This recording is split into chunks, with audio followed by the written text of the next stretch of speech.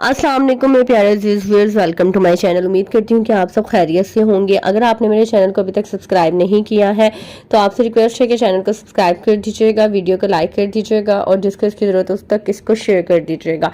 आज की वीडियो में मैं आपको बताने वाली हूँ कि फाइलर एंड नॉन फाइलर को जिसके रेट्स अब अपडेट हो चुके हुए हैं 2024 में बैंकिंग ट्रांजेक्शन पे किस परसेंटेज पे उनको चार्जेस हिट होने वाले हैं। इसके अलावा आप अपने फाइलर या नॉन फाइलर का स्टेटस किस तरह से चेक कर सकते हैं, यानी कि आप फाइलर हैं या नहीं हैं, या अगर आपने कभी एनटीएन बनाया था लेकिन आपको पता नहीं है कि वो मैं वैलिड हूँ या नहीं हूँ, तो आप उसको भी किस तरह से चेक कर सकते हैं कि आप फाइलर तो हैं लेकिन आप एक्टिव टैक्स पेयर लिस्ट में फॉल कर रहे हैं या नहीं। क्योंकि अगर आप फाइलर होते हैं लेकिन अगर आप एक्टिव नहीं होते हैं, आपका किसी भी रीज़न की वजह से या रिटर्न जमा ना करवाने की वजह से स्टेटस इनएक्टिव आ रहा होता है एफबीआर की वेबसाइट पे, तो आपको फाइलर कंसिडर नहीं किया जाता है और आपको नॉन फाइलर वाले ही सारे चार्जेस हिट हो रहे होते हैं।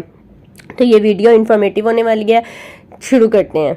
बैंकिंग ट्रांजैक्शंस में जो फाइलर नॉन फाइलर को चार्जेस हिट होंगे, बैंकिंग ट्रांजैक्शन यानी कि अगर आप अपने अकाउंट में से 50,000 या 50,000 से ज़्यादा की अमाउंट एक दिन में निकलवाते हैं, अब आप वो ब्रेकअप में निकलवाएं या फिर लमसम अमाउंट निकलवाएं, तो आपको डे एंड पे सारी लमसम अमाउंट पे क्या चार्जेस होंगे अगर वो अमाउंट 50,000 से ज़्यादा होती है। तो 0.6% नॉन फाइलर के लिए है और फाइलर के लिए ये बिल्कुल फ्री है।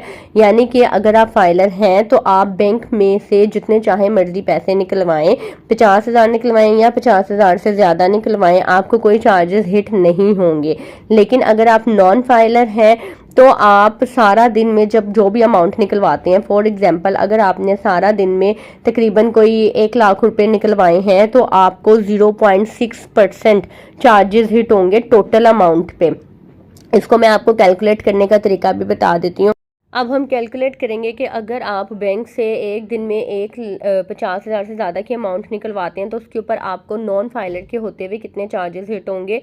फॉर एग्जांपल अगर आप 1 लाख रुपए निकलवाते हैं तो उसका जो रेट है वो मैंने आपको बताया कि 0.6% है। तो आप इसको मल्टीप्लाई करेंगे 0.6 डिवाइडेड बाय 100, 600 रुपीज़। यानी कि अगर आप बैंक में से 1 लाख रुपए निकलवाते हैं तो 1 लाख के ऊपर आपको 600 रुपये चार्ज होंगे। इसी तरीके से मुझे कमेंट आया हुआ था कि बैंक से 15 लाख निकलवाने पर कितने चार्जेस होंगे। अगर आप नॉन फाइलर हैं तो आपको 15 लाख निकलवाने पर इसी 600 को अगर आप मल्टीप्लाई कर देते हैं 15 से तो 9,000 पे आपको चार्जेस हिट होंगे। यानी कि 1 लाख पे अगर 600 है तो 15 लाख पे जाहिर बात है कि उसको मल्टीप्लाई करके 9,000 आ जाएगा। और अगर मैं आपको दूसरे तरीके से बताऊं तो 15 लाख आप डायरेक्ट कर सकते हैं, उसका आप 0.6% निकालें तो भी आपके पास 9,000 ही आएगा। ठीक है, फाइलर के लिए बिल्कुल फ्री है और नॉन फाइलर के लिए इन्होंने ये रेट एप्लीकेबल कर दिए हैं जो कि फ़िलहाल 30 जून 2024 तक ही एप्लीकेबल है। अब मैं आपको बताती हूँ कि फाइलर या नॉन फाइलर का आप किस तरह से चेक कर सकते हैं कि आप फाइलर हैं या नहीं, या अगर आपका एनटीएन बना हुआ है तो आप एक्टिव टैक्स पेयर लिस्ट में फॉल कर रहे हैं या नहीं। आपने सिंपली ये वेबसाइट ओपन कर लेनी है। मैंने मोबाइल के ऊपर ओपन की हुई है लेकिन ये मैंने डेस्कटॉप साइट की हुई है, ये आप चेक कर सकते हैं।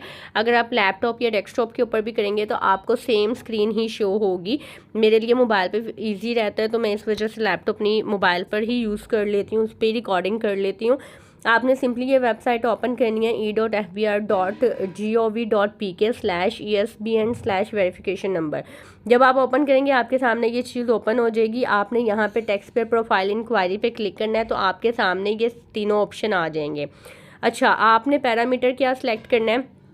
आपको अगर अपना एनटीएन नंबर पता है तो आप एनटीएन सेलेक्ट कर लें। पासपोर्ट नंबर से रजिस्ट्रेशन है, पासपोर्ट से कर लें या सीएनआईसी से, तो मैं मोस्टली सीएनआईसी से ही करती हूँ। तो आपने अपना सीएनआईसी सेलेक्ट कर लेना है। यहाँ पे रजिस्ट्रेशन नंबर पे उन्होंने लिखा हुआ है कि type NTN without check digit और सीएनआईसी विदाउट डैशेस। यानी कि अगर आपने एनटीएन यहाँ पे सिलेक्ट किया है तो शुरू के साथ इनसे आपने एंटर करने हैं। वो मैं आपको बताती हूँ एनटीएन नंबर किस तरह का होता है।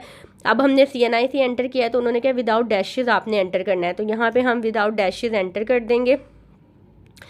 एंटर करने के बाद यहाँ पे हम ये जो भी इनका कैप्चा है ये हम एंटर करेंगे। یہ انٹر کرنے کے بعد آپ ویریفائی پہ کلک کریں گے تو آپ کے سامنے آپ کی ساری انکوائری آ جائے گی، H and every thing. Personal information میں یہ ساری ہائڈ کر دوں گی۔ یہ فرسٹ پہ رجسٹریشن نمبر پہ آپ کا CNIC نمبر آ جائے گا، ریفرنس نمبر پہ آپ کا NTN نمبر ہوگا جو کہ ٹوٹل 8 ڈیجٹ کا ہوگا، یہی آپ کا NTN نمبر ہے، یعنی کہ 7 ڈیجٹس آپ کے شروع میں ہوں گے اور ڈیش کے بعد 1 ڈیجٹ ہوگا، تو یہ آپ کا NTN نمبر ہوگا اور ایچ اینڈ ایوری تھنگ سارا کچھ آپ کے سامنے آ جائے گا۔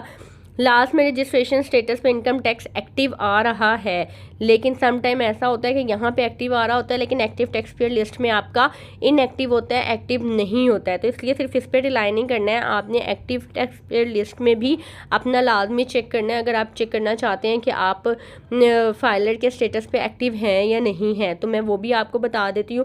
یہ اس طرح سے جب آپ کا ڈیٹا شو ہو جائے گا، اٹس مین کہ آپ فائلر ہیں، آپ کا NTN بنا ہوا ہے، ٹھیک ہے۔ اگر یہاں پہ کوئی ڈیٹا نہیں آتا ہے یا ڈیٹا ناٹ فاؤنڈ کا ایرر آ جاتا ہے، اٹس مین کہ آپ کا کبھی بھی NTN نہیں بنا ہوا ہے۔ اب میں آپ کو ایکٹیو ٹیکس پیئر لسٹ میں چیک کروا دیتی ہوں کہ وہاں پہ کس طرح سے چیک کرتے ہیں۔